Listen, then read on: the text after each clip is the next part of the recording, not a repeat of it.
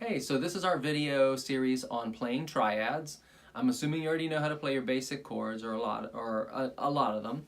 And so playing triads is just a more nuanced way of playing your chords. So instead of strumming all of the strings and playing 6-note chords, triads means you're playing 3-note chords. And triads can be used to kind of dress up whatever else is going on, or sometimes people use them a lot when they're soloing. But I'm just going to focus on getting you kind of familiar with the shapes and familiar with the concept.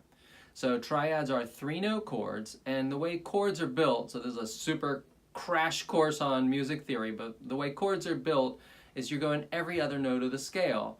So if you play a C chord, you're going every other note of the C scale. So if your C scale is C, D, E, F, G, A, B, C, then you would say, all right, if I play every other note, I'm going to play C, I'm not going to play the D, I'm going to play E, I'm not going to play the F, and I'm going to play G. So the triad would be the notes C, E, and G. So every other note to get three notes.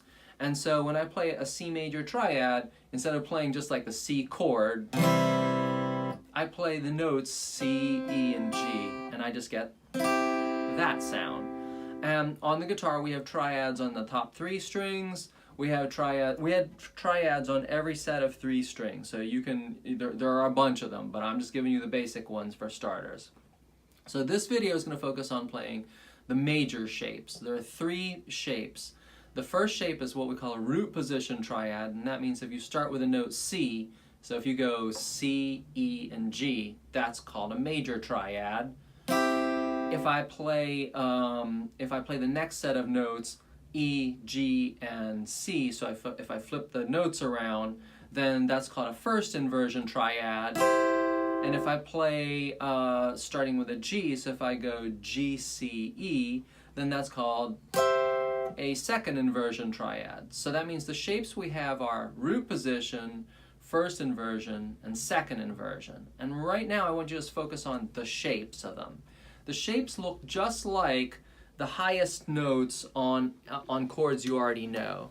So like a first inversion or a root position triad like this, that one comes from the top of an A chord. So if I play an A chord, it's like the top, those three notes, it's the top of that.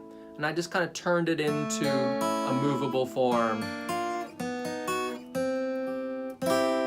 So that's what a root position triad looks like.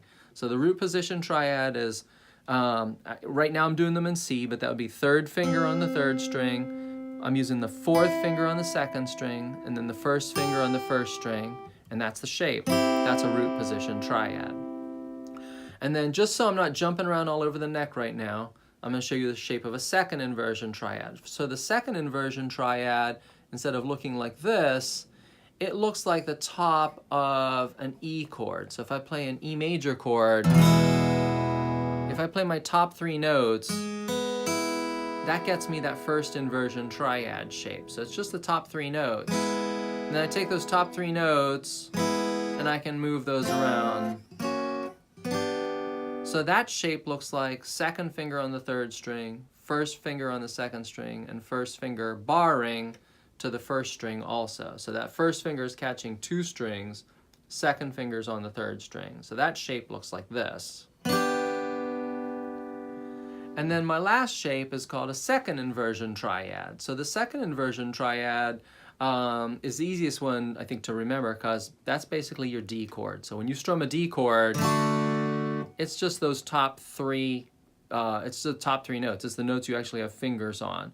So 1st finger on the 3rd string, 2nd finger on the 1st string, and the 3rd finger on the 2nd string. So it's that D chord shape.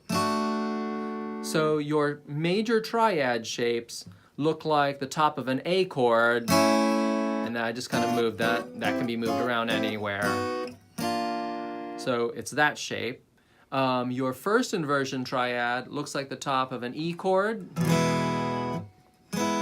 or actually you could also say the top of an F chord, which is the same, the F comes from the E chord. So it looks like that shape. And the second inversion triad, which looks like the top of a D chord. So your three triad shapes are a major shape, or a root position shape, a second inversion shape, and a first inversion, or second, no, I mixed those up. Root position shape, first inversion shape, and a second inversion shape. Those are your three major shapes. So in the next video, I'll show you how to move them around so that they're all sounding in the same key.